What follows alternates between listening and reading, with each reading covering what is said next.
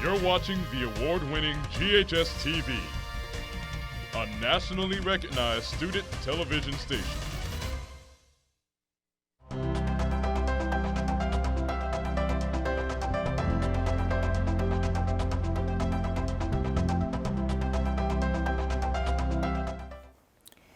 Welcome to Inspiring Leaders. I'm Donna Chandler Newman, your host for our show, and thank you for watching our program. Through this show, we meet community leaders and we examine how they're using their unique talents and skill sets to make a difference.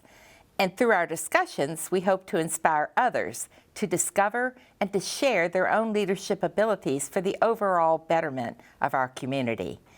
Now, just a short note, please know that because of the continued challenges of COVID, we're still practicing responsible social distancing on our set. And so our guests are remote and our on-set personnel in the studio with me are vaccinated and masked. Now on to our show. Today we're featuring Arts Memphis, and in their words, arts are the foundation of our culture. And whether a donor, patron, educator, artist, or stagehand, we're all contributors to the arts.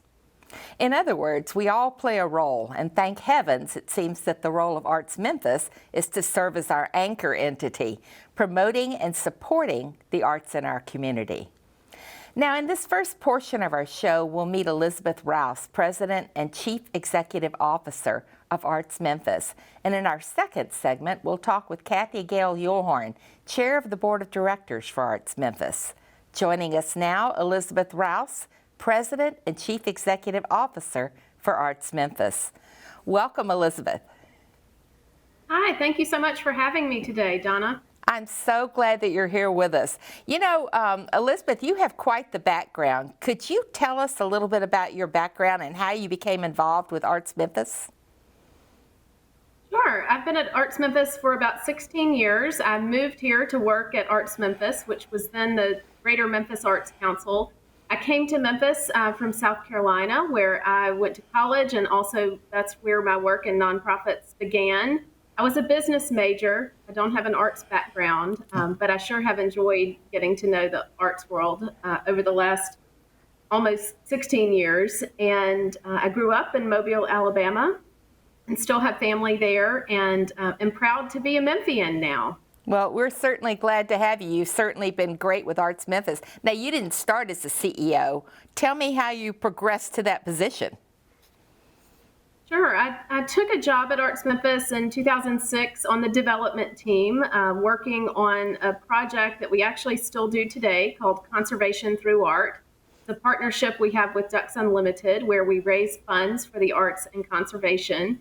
And so I worked on the development team for most of my time here, and then took a job here as the COO and have been in this CEO position since 2015. So I've had the great pleasure to do almost every role within this organization, and it's a fantastic place to work. I bet it is. Now, you have a 16-year history, but Arts Memphis has a way longer history, a very rich history. And tell us a little bit about that history, and then tell us the mission seems to have stayed the same. So tell us about the mission as well.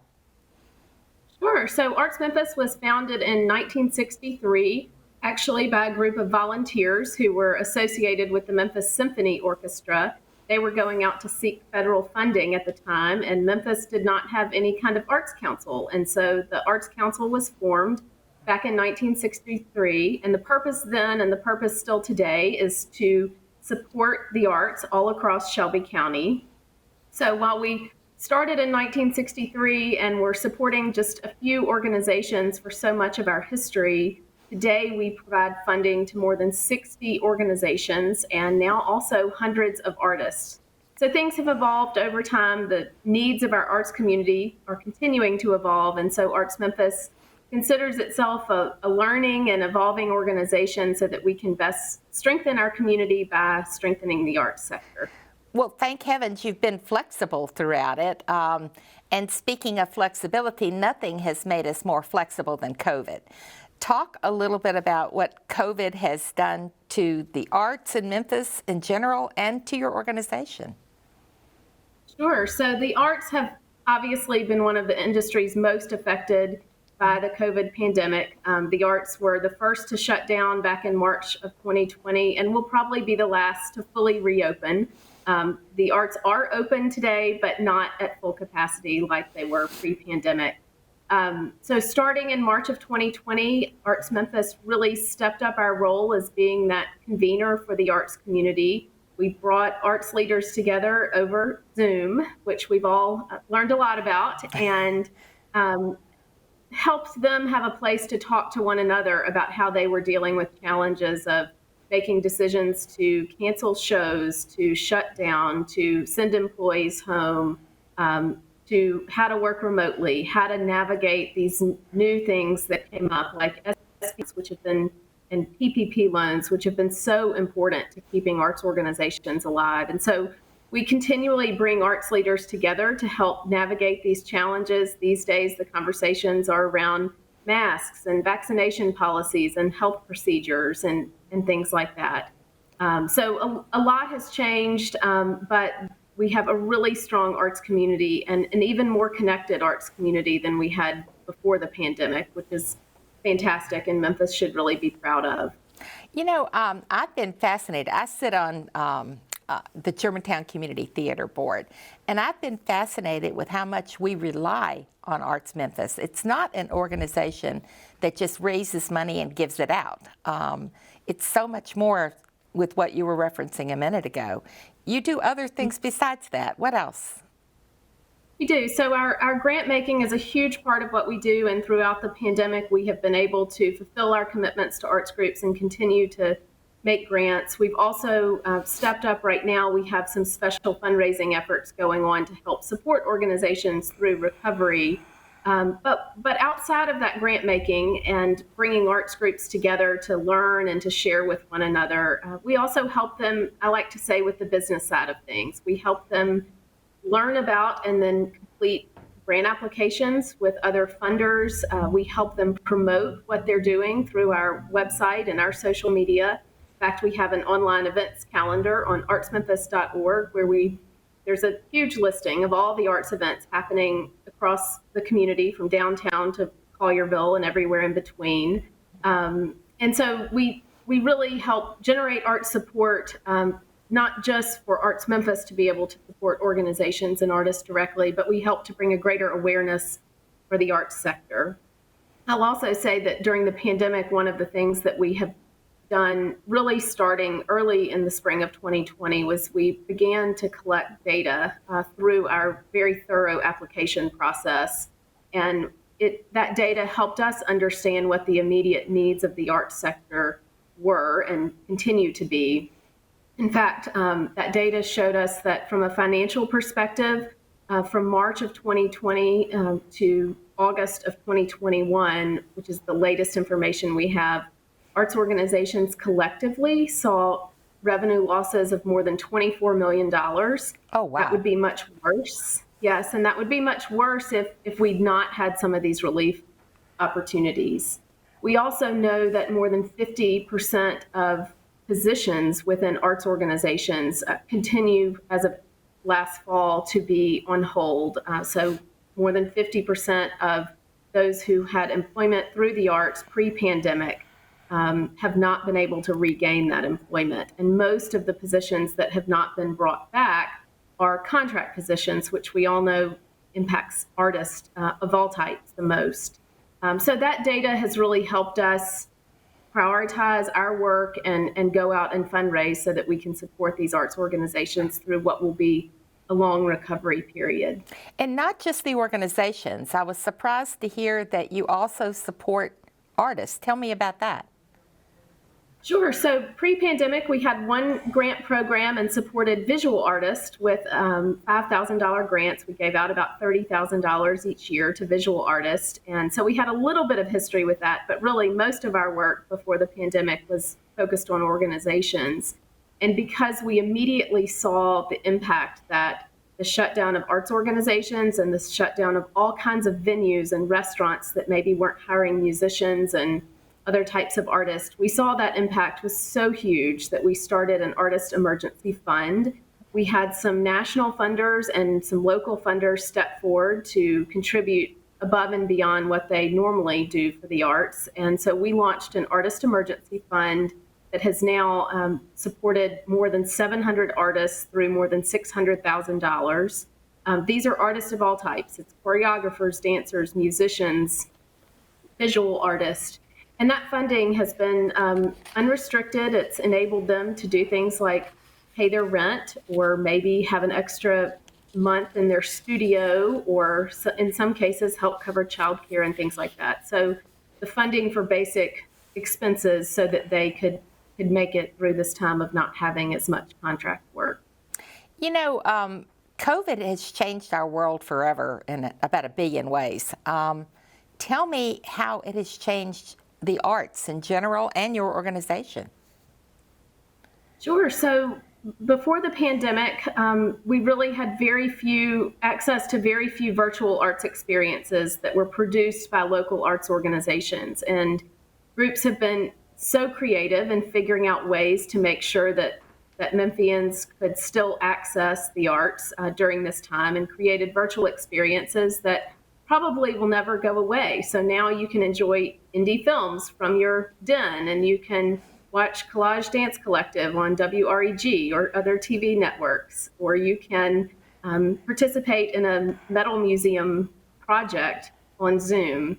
And so these kinds of things have been great because they've kept people connected, but they've also brought in audiences from Memphis that weren't already involved with these organizations, but also helped Memphis reach a national audience too. And so while we're all excited and desperate to get back to more in-person programming, these virtual experiences will go on forever, and that's a really good thing.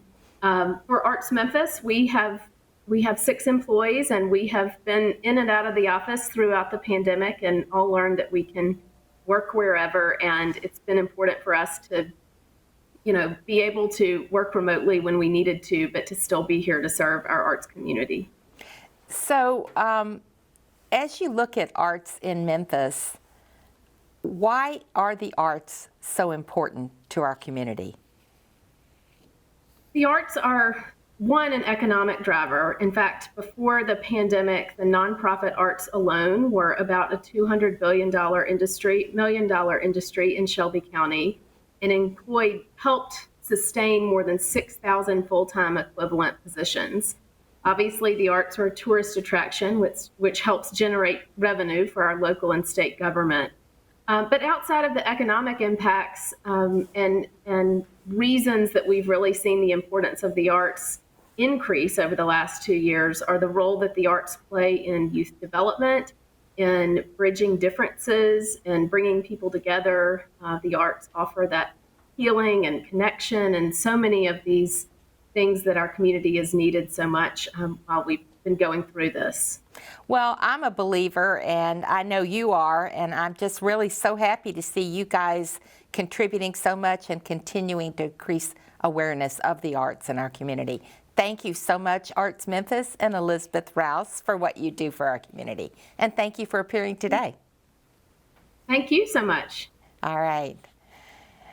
We're going to pause now for a short break. When we return, we'll be joined by Kathy Gail Yulhorn, the chair of the Board of Directors for Arts Memphis.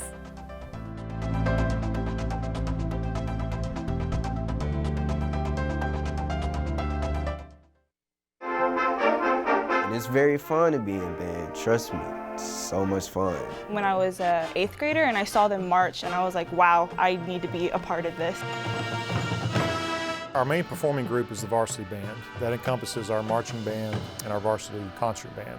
We also have the jazz ensemble. It's unique, so we're really lucky to have that. I'm very methodical about teaching. I try to stay up to date because I want my students to have the best information that I can pass along to them.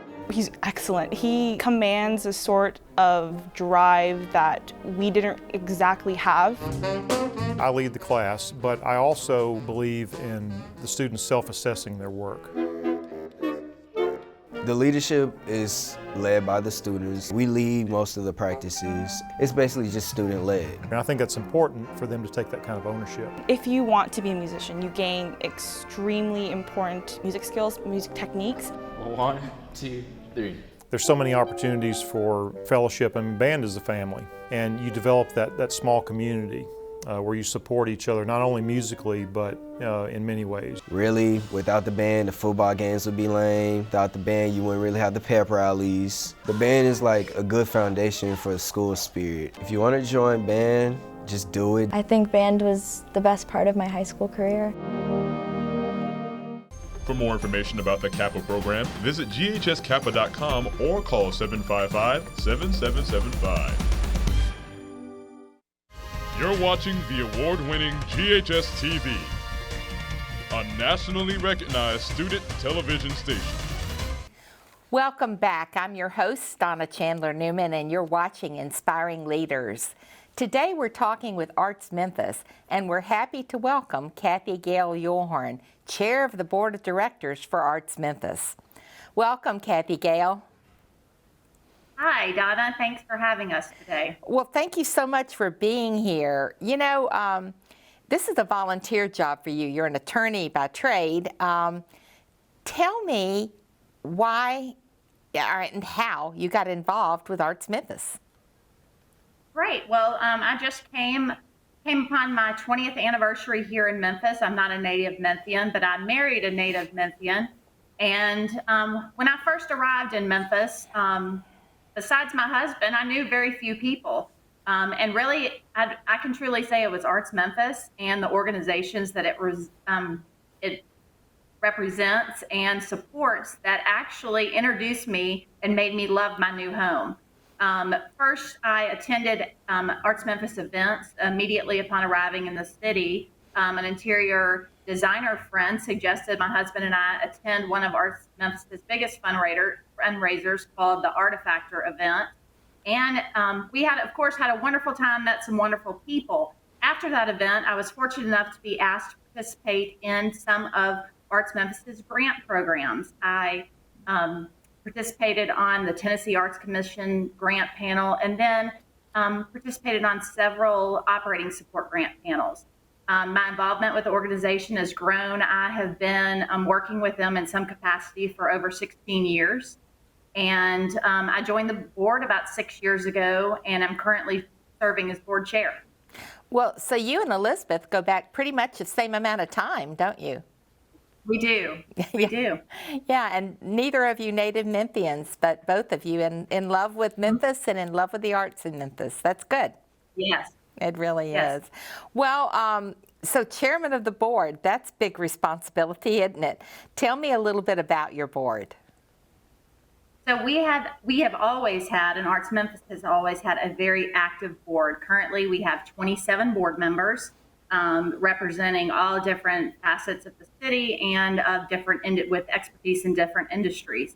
We have always had, as I said, we've always had a working board and a participatory board. Some of our programming has been influenced by the discussions and ideals of many of our board members, as it should be. The pandemic, of course, for many organizations across town, hindered board recruitment and board participation. We have not found that to be the case here at Arts Memphis. Our board members have remained involved, and actually the new technology, whether it be Zoom or Teams or other online technologies, have really enabled our board to respond quickly to the ever-changing dynamic of the arts sector here in Memphis. We do most of our work on the board at a committee level. We have, again, great participation. And, one of our goals is for each board member to have personally meaningful board service. Mm-hmm. Well, you have thoughtfully and strategically placed your board members. I'm sure that an attorney on any board is welcome. So you are most welcome, I'm sure, on any board. There are about 3,500 to even 4,000 nonprofits in the area. Mm-hmm. Why Arts Memphis? I know how you got involved with them, but why would you spend your time and talent and treasure with Arts Memphis? What's important about it? For me personally, and especially coming to a new town, my initial involvement with Arts Memphis, as I said, introduced me to my community. What I realized during this introduction was that arts groups here in Memphis do more than provide arts experiences. They also provide leadership, and they provide safe places for students and youth to go. They provide leadership skills for many of the youth in our city. They also provide experiences and connection for our seniors. And so it's almost all the ancillary services that our arts organization in town provide that got me more interested in playing a part in this sector and being involved with Arts Memphis. Do you have personal favorites for you and your family among the arts? Yes, well, and I feel like Arts Memphis is also responsible for developing these interests within my family. Early on, Arts Memphis asked me to be a liaison between Arts Memphis and Theater Memphis. With this position, I introduced my two sons to the theater. And I can honestly tell you, one of our favorite family events is to attend the theater together, whether it's at Theater Memphis, Playhouse on the Square, the Orpheum, or even the local high school production. So I love that I have two teenage sons who really enjoy the theater. My family is also very into live music, and it's one of the first things when the sector opened back up on the music front that we dove right in. We have really enjoyed getting back into see live music, whether it be at the Orpheum or at Crosstown Theater, which I can personally say does not have a bad seat in the house. And I've really enjoyed sharing those experiences with my two boys. And so, and I do want to mention those two, especially the Orpheum and Crosstown, which have been my most recent experiences. They did a phenomenal job addressing concerns of safety and COVID protocols. We felt very comfortable and very safe with those experiences. that's good to know, because that has scared many of us and scared some people away. So I'm glad they've conveyed the information well. You know, one of the things with that I've seen change in a number of organizations, I would imagine in yours, is the way that you raise money. You mentioned an event, Artifactor, a short bit ago. I take it you haven't had that recently. So how are you raising your money now? Yes, well, you know, fundraising for nonprofits is challenging under normal circumstances. During the pandemic, you know, organizations are facing an even greater challenge. However, you know, here at Arts Memphis, we had to adjust our fundraising methods. Our largest fundraisers were in-person events. Of course, those were not held for the last 2 years. Our current major events are Art by Design and Conservation Through Art, which is our event partnership with Ducks Unlimited. I believe Elizabeth mentioned that earlier. She did. You know, so we have had to shift our focus from these in-person events to doing more, relying more on direct mail, once again, relying on social media, and also reaching out to our donors virtually. The great thing is Arts Memphis maintains a very open channel of communication with all of our grantees. What this has enabled us to do on the fundraising front is to ask them for their stories, ask them for how the pandemic has really impacted their work and their communities. And we've been able to take those stories and send them out to our donors. And our donors in Memphis have responded generously. We had many first-time new local donors in 2021, and we also had many donors who saw the need in the arts sector and were willing to increase their general annual support to us. So yes, there was definitely a shift in fundraising, but I will say that we did experience some successes in changing our methods. And just so we're clear, if I wrote you a check for a couple of $100, you'd like that too, not just my $1,000 and up checks, right? Yes, we appreciate donations in all amounts and get donations in all amounts. We also have people who sign up for a monthly donation via our website. And we also have companies who are willing to match individual donations. So yes, a donation in any amount can be leveraged. And I want our donors to always remember that their donations, no matter the amount, always benefit the entire art sector as well as the individual artists and arts organizations here. Which is why you give to Arts Memphis instead of just to individual organizations. And it's best if you do both, right? Exactly. If I wanted more information on Arts Memphis, where would I go? You would head to our website, and the easiest thing to do is if you typed in Google, if you don't want to type out the entire website, you type in Arts Memphis and you'll be sent directly to our website. It has information and impact stories. It's a really great place to find out more about our organizations and what we have been doing over the last several years. It also has an events calendar, and does it have a donate button? It does have an events calendar, and I would tell any of those viewing this piece today that you cannot say there is nothing to do in Memphis. Our events calendar is always full. It is always being updated. We have the arts organizations in town are remarkably resilient. They have been innovative. They have been creative. What they are offering is truly spectacular, and it's what sets our city apart from other cities. So I would encourage everyone to visit the events calendar on our website and to visit it often. And of course, there is a donate button, and you will see the various ways that you can donate on our website, and we would appreciate any support. But I also want to say that, as you mentioned earlier, we really do encourage you to support our local grantees directly. Buy memberships, buy tickets, attend in-person events. If you aren't comfortable attending an in-person event, take advantage of the virtual opportunities. They've worked really hard to provide experiences online during this time. So I would encourage not only to support Arts Memphis, but also each of the local grantees that we support individually. Well, thank you, and thank you so much for all that you do for the arts and for our community in general. It's very, very valuable for all of us individually and as a community. So thank you so much, Kathy, Gail. We appreciate it. Thank you, Donna. And thanks for being with us today. Thank you. And thank you for being with us today for Inspiring Leaders. We appreciate our guests on today's show, Elizabeth Rouse and Kathy Gail Yulhorn, both with Arts Memphis.